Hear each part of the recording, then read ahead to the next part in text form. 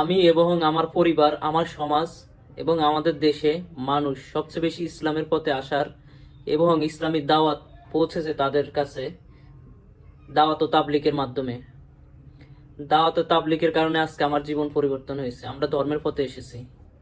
জি, আজকে কথা বলবো দাওয়াত ও তাবলিগ নিয়ে, এর ভালো দিকগুলো এবং খারাপ দিকগুলো। দাওয়াত ও তাবলিগ মূলত একটা অরাজনৈতিক দল। এটি মূলত 1927 সালে ভারতের মেওয়াত অঞ্চলে মাওলানা ইলিয়াস কান্দলভি রহমতুল্লাহ দ্বারা প্রতিষ্ঠিত হয়েছে।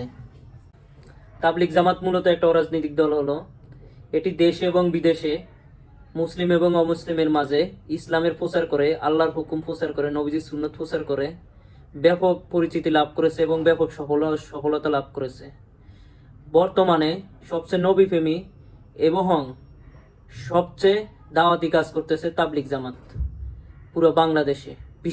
তাবলিগ জামাত কিভাবে পরিচালিত হয়? প্রথমে 3 দিনের জন্য মানুষ জোগাড় করবে, তারপরে ওদের মার্কাজ মসজিদে যাবে। মার্কাজ মসজিদে গিয়ে যে এলাকায় তাবলিগের দাওয়াতটা দিব, এলাকার মসজিদের ঠিকানাটা নিয়ে আসে, তারপরে ওই মসজিদের লোকের সাথে যোগাযোগ করে। এরপরে সবাই মিলে ওই মসজিদে যায়। তাবলিগ জামাতের একেবারে প্রতিদিনের রুটিনটা যদি বলি, প্রথমে তারা ফজরের সময় উঠবে, ঘুম থেকে উঠে ফজরের নামাজটা পড়বে। তারপরে তারা মসজিদে ফজরের নামাজের পরে কিছু বয়ান করবে মানুষের সামনে। মানুষকে বোঝানোর চেষ্টা করবে যে ভাইরা ঘুম থেকে এখনো আসেনি, যারা নমাজে আসেনি, আমরা যারা নমাজে এসেছি তাদের কাছে আমাদের দাওয়াতটা পৌঁছাই দিতে হবে। তখন তারা ভাগ ভাগ হয়ে যে মানুষগুলো নমাজে পড়ে নাই বাড়ি মহল্লায় মানুষগুলোকে দাওয়াত দেয়। সেখান থেকে এসে তারা খাওয়া দাওয়া করে। সকালের খাবারের পরে এরা সূরা মাশওয়ারা নিয়ে বসে। মানুষের নমাজ পড়তে যে বড় বড় 4টা সূরা লাগে, নমাজের বিভিন্ন সূরাগুলো লাগে, দোয়াগুলো লাগে। এই দোয়াগুলা একজন জ্ঞানী মানুষ বসে যে সূরাগুলা ভালোভাবে পারে, তারপরে সে প্রত্যেকের কাছ থেকে এগুলা শুনে, যারা পারে না তাদের শেখানোর চেষ্টা করে। এরপরে হচ্ছে আপনার একটা মাশওয়ারা হয়। মাশওয়ারা মানে সবাই মিলে একটা আলোচনা করে সারাদিন কি খাবে, টাকা উত্তোলন করবে, কে কি কাজ করবে। যেমন সামানা ফাহারা একটা দায়িত্ব দেয়, দাওয়াতি কাজে একজনকে দায়িত্ব দেয়, জিকিরের কাজে একজনকে দায়িত্ব দেয়, হাদিসের কাজে একজনকে দায়িত্ব দেয়, আমির হিসাবে একজনকে নিয়োজিত করে, বিভিন্ন কাজে বিভিন্ন মানুষকে দায়িত্ব দিয়ে দেয়। তারপরে তারা কি করে, কিছু মানুষ হাদিস পড়তে বসে যায়। একজন হাদিস পড়ে, সবাই মিলে শুনে হাদিসটা, তারপর হাদিসটা নিয়ে আলোচনা করে। তারপরে আসে নমাজের টাইম, সবাই মিলে নমাজ পড়ে, জোহরের নমাজ পড়ে, তারপরে খাওয়া দাওয়া করে বিশ্রাম গ্রহণ করে। এরপরে আসরের টাইমে মসজিদে যে আসরের মুসল্লি আছে তাদের মাঝে একজন বয়ান পেশ করে। বয়ানের উদ্দেশ্য থাকে যে যেই মানুষগুলো নমাজ পড়ে না তাদের কাছে দাওয়াত পৌঁছাই যাবে জামাতিভাবে, একটা দলবদ্ধ হয়ে। তারপরে একটা দলবদ্ধ হয়ে সবার কাছে ইসলামের দাওয়াতটা পৌঁছাই দেয়। যারা নামাজ পড়ে না তাদেরকে নামাজের দাওয়াতটা পৌঁছাই দেয় এবং দাওয়াত করে যে মাগরিবের টাইমে নমাজে মসজিদে উপস্থিত থাকতে, আসরের নামাজ যদি না পড়া থাকে নামাজটা পড়ে নিতে। মাগরিবের টাইমে যখন তারা উপস্থিত থাকে তখন মাগরিবে আবার একটা বড় বয়ান হয়, 1 ঘন্টা 1.5 ঘন্টার। সেই বয়ানে মূল উদ্দেশ্য থাকে তাদের ওই 7 নাম্বার তাবলিগে যে 7 নাম্বার একটা কার্যকলাপ আছে সেটা, যেমন কালেমা, নামাজ, ইলম, জিকির, একরাম, ইসলামি, সহিনিয়ত, তাবলিগ। এগুলা বলার পরে একটা মানুষকে ইনফ্লুয়েন্স করে লাস্টে তাবলিগে যাওয়ার জন্য ইনফ্লুয়েন্স করে। কাউকে 3 চিল্লা, কাউকে 1 বছর, কাউকে 3 দিনের জন্য ইনফ্লুয়েন্স করে। তারপরে মানুষ নাম লিখায়। এরপরে আবার এশারের নামাজ পড়ে, এশারের নামাজ পড়ে আবার হাদিস পড়ে। হাদিস পড়ার পরে আবার বসে খাবার খায়। খাবার খাওয়ার পরে কালগুজারি হয়, মানে বিভিন্ন মানুষের ঘটনা শুনে, তারপরে সারাদিন কি কাজ করছে এগুলো শুনে, ভবিষ্যতে কি কাজ করবে এগুলো শুনে। এরপরে ঘুমানোর নিয়মগুলো বলে, তারপরে ঘুমাই। এরপরে রাত্রে তাহাজ্জুদের নামাজের সময় আবার কিছু মুসল্লি উঠে যায়, তারা তাহাজ্জুদের নামাজ পড়ার পরে আবার ঘুমিয়ে যায়, আবার ফজর থেকে তাবলিগি কার্যকলাপ শুরু হয়। এ হচ্ছে একদিনের তাবলিগের কার্যকলাপ। তাবলিগের বহুল প্রচলিত 7 নাম্বার কিংবা 6 নাম্বার নিয়ে বলি। প্রথম হচ্ছে কালেমা। কালেমার মূল উদ্দেশ্য হচ্ছে আমি চোখে যা কিছু দেখি তা থেকে কিচ্ছু হয় না, সবকিছু আল্লাহ থেকে হয়। একটা গাছের পাতা লড়লে সেটা আল্লাহ থেকে হয়। আমার সারাদিনের কার্যকলাপ যা কিছু আল্লাহ থেকে হয়, আমার ভালো মন্দ সবকিছু আল্লাহ থেকে হয়। মানে আল্লাহকে পরিপূর্ণভাবে বিশ্বাস করে, কালেমার মূল উদ্দেশ্য। সেকেন্ডলি হচ্ছে নামাজ।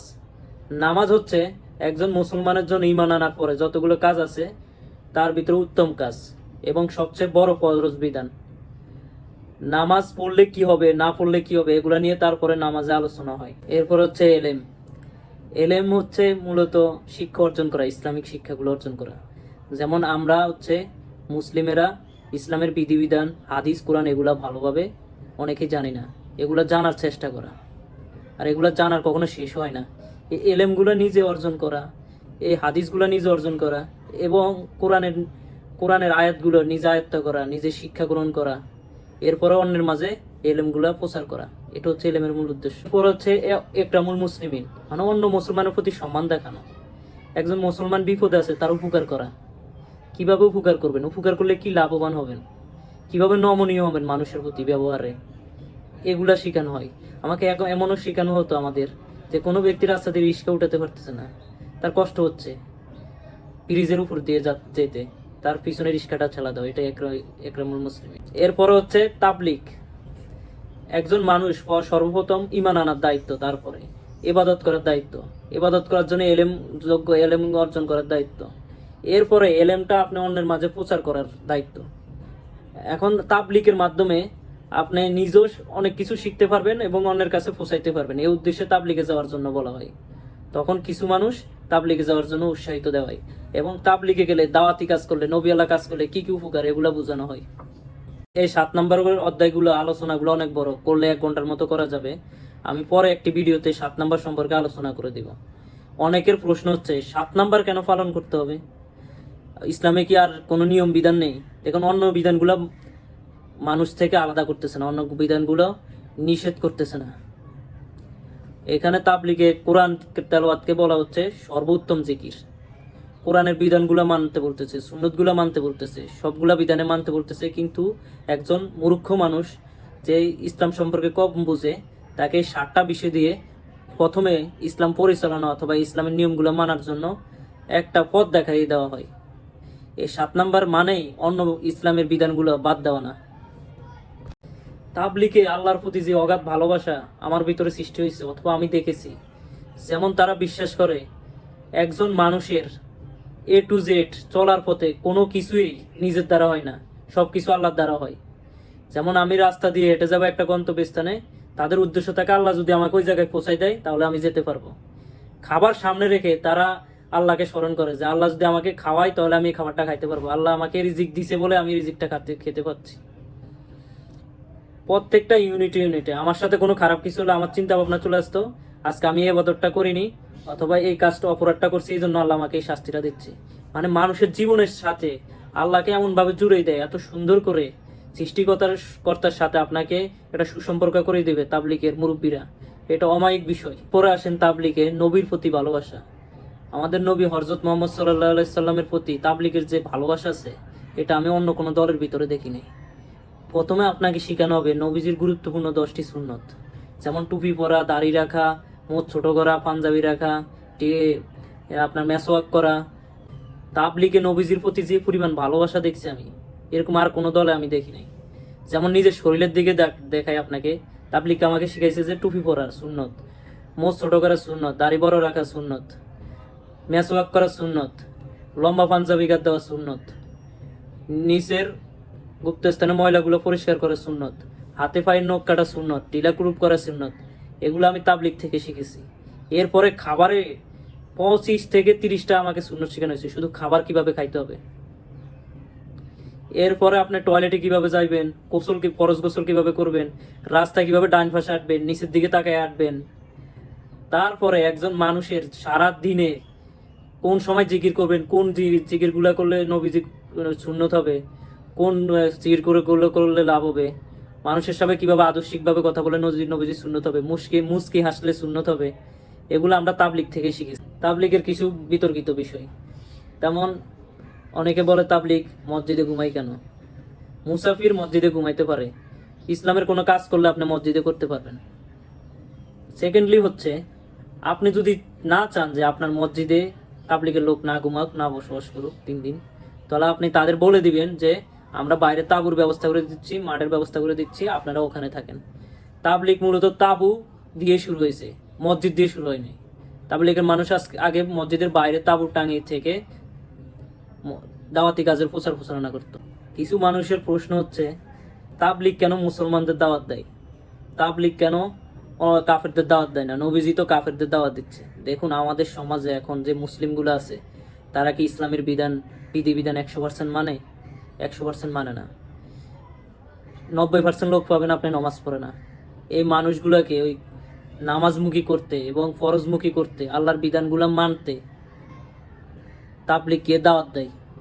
তাবলীগ বলে না যে আপনি পুনরায় মুসলিম হন। তাবলীগ একজন মুসলিমকে বলে যে আপনি যে ফরজ বিধানগুলো অমান্য করতেছেন সেগুলো পালন করেন, নবীর সুন্নতগুলো পালন করেন। তাবলীগে কেন মারামারি হানাহানি? দেখুন, কিছু মানুষ আছে এই তাবলীগের মজলিসটাকে এত সুন্দর দেখে এই কাজটা এমন ভাবে গতিশীল, এত বা সুন্দরভাবে আগে যাচ্ছে, রাজনীতিবিদদের রাজনীতির বাটা পড়ছে, কিছু পীরদের পীরের ব্যবসায় বাটা পড়ছে এই তাবলীগের মাধ্যমে। তখন তারা ডিরেক্টলি তো আর তাবলীগের বিরোধিতা করতে পারতেছে না, যেহেতু তাবলীগ অরাজনৈতিক দল। তখন তারা কিছু আলেম তাবলীগের ভিতর ঢুকে দুনিয়াবি স্বার্থে, দেখুন আখিরাতমুখী আলেম কখনো চাইবে না নিজে নেতৃত্ব নিতে, দুনিয়াবি আলেমে চাইবেন দুনিয়ার নেতৃত্ব নিতে। তখন আলেম আলেমে একটা দ্বন্দ্ব শুরু করে দিয়েছে, তার তাবলীগটাকে বিভাজন করে দিয়েছে। তাবলীগটাকে বিভাজন করে দিয়ে তারপরে তারা আবার সালিশ হয়ে আসছে যে আমরা আসো তাবলীগের সমাধানটা করে দিই। তাবলীগের সমাধান করতে গিয়ে তারা মুরব্বী হয়েছে। এখন তারাই আবার কি তাবলীগের মেন আলেম, মেন পয়েন্টে তারা চলে গেছে। তাবলীগটাকে অরাজনীতি থেকে রাজনীতিক মুখী আলেমদের কাছে নেওয়ার চেষ্টা করা হচ্ছে। এটা হচ্ছে মূল উদ্দেশ্য। অমুকে অমন কথা বলছে, অমুকের ওটা মানি না, এগুলো হচ্ছে সাধারণ মানুষকে ধোকা দেওয়ার মাধ্যম আর কি, মাসলা মাসে। দ্বন্দ্ব দেখার তো আমাদের সময় নাই। আমার মূল উদ্দেশ্য হচ্ছে নিজে এলেম স্বীকার করা, নিজে এলেমি কাজগুলো করা, ইসলামের কাজগুলো করা, ফরজ বিধানগুলো মানা এবং অন্যের মাঝে পৌঁছাই দেওয়া, অন্যকে তাবলীগে পাঠানো, অন্যকে তাবলীগে যুক্ত করা। এটা হচ্ছে আমার মেন উদ্দেশ্য। কারা ঝগড়া করলো না করলো এগুলো আসলে আমাদের দেখার বিষয়। তাবলীগের বিশ্ব ইজতেমা, এটা তো আপনাদের চোখের দেখা, লাখো মানুষের জামায়াত। এটা যে কি পরিপূর্ণতা! আপনি যখন তাবলীগে যাবেন, হাজারো মানুষের মাঝে যখন দেখবেন সবাই নামাজ পড়তেছে, আল্লাহ আল্লাহ লোক কাজ করতেছে, সবার ভিতরে খাবারের মহব্বত, দাওয়াতি কাজে মহব্বত, আপনার মাইন্ডসেট অটোমেটিকলি ওখানে পরিবর্তন হয়ে যাবে। আমি বহুত লোক দেখেছি 3 দিনের তাবলীগে গিয়ে, চরমনার মাহফিলে গিয়ে হেদায়েত হয়ে গেছে মাত্র 3 দিনে। তারপরে তাবলীগ থেকে আপনাকে তশরিক করা হবে যে আপনি 3 চিল্লা অথবা 1 চিল্লা দিয়ে আসেন। তাবলীগ ওই বিশ্ব ইজতেমা থেকেই অনেক মানুষ এই বিশ্ব ইজতেমা থেকে তাবলীগে যায়, কিন্তু দুঃখজনক এবার যদি এই বিশ্ব ইজতেমা না হয়, অনেক লোক তাবলীগে যাওয়া থেকে বঞ্চিত হবে। ইসলামের অনেক বড় একটা দাওয়াতি কাজ থেকে মানুষ বঞ্চিত হবে।